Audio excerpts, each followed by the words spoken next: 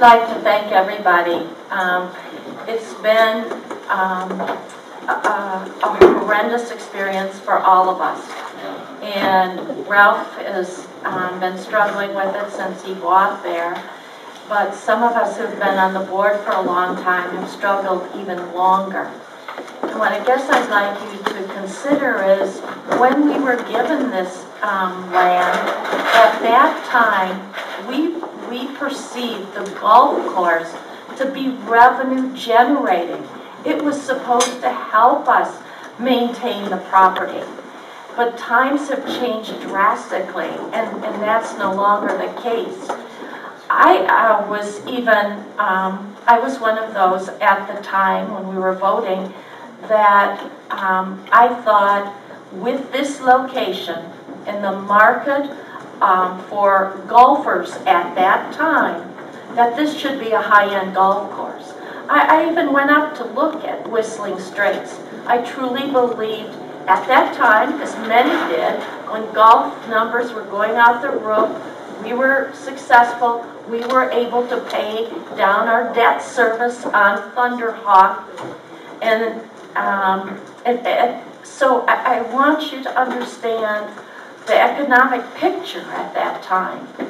It's not that the Forest Preserve really didn't believe in that. We did. The economy was there. It would have worked.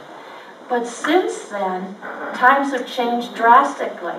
And as you bring up, Ralph, we did pass that referendum a couple of years ago. And it was $185 million. But $140 million is strictly for land acquisition. And we've never, ever, ever used any of our referendum dollars, and it is a promise that we've kept to the voters not to use referendum dollars to provide golf experiences. The rest of the money remaining is for restoration of our forest preserves. We're worldwide recognized for the efforts that we do with restoration. We have gone from a small number, from 1959 to now, we have gone from 0 for forest preserves to 61 forest preserves throughout the county. So a lot of areas that never ever had preserves in the northwest area suddenly have preserves. They've waited years for them, and now they want public access to their open space. So what I'm trying to say is, I think the Forest Preserve Commissioners, in good faith, thought that we could make a golf course economically viable. And years ago, we could. But when I look at these studies and see the golf experts saying it's too risky, we're not going to do it, I just in good conscience cannot vote for that. I also have spent quite a few months just going door to door and talking to voters. And what they're all saying is, cut government, cut like our families have had to do. They're doing that. And so I think a majority of our board members are hearing that all over. And I don't believe that there would be support in this economic time, especially if the board is going to see what the golf course pros are saying about it.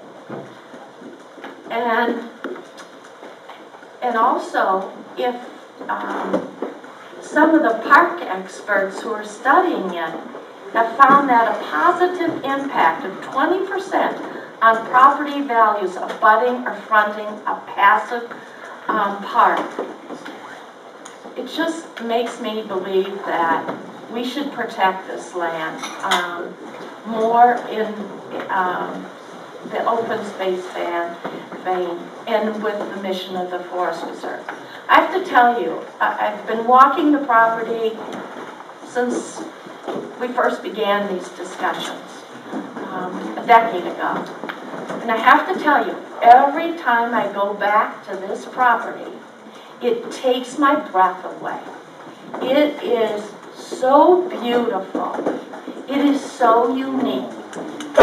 And I think that more residents of our county need to be able to enjoy it. We have a very small percentage of people who are golfers.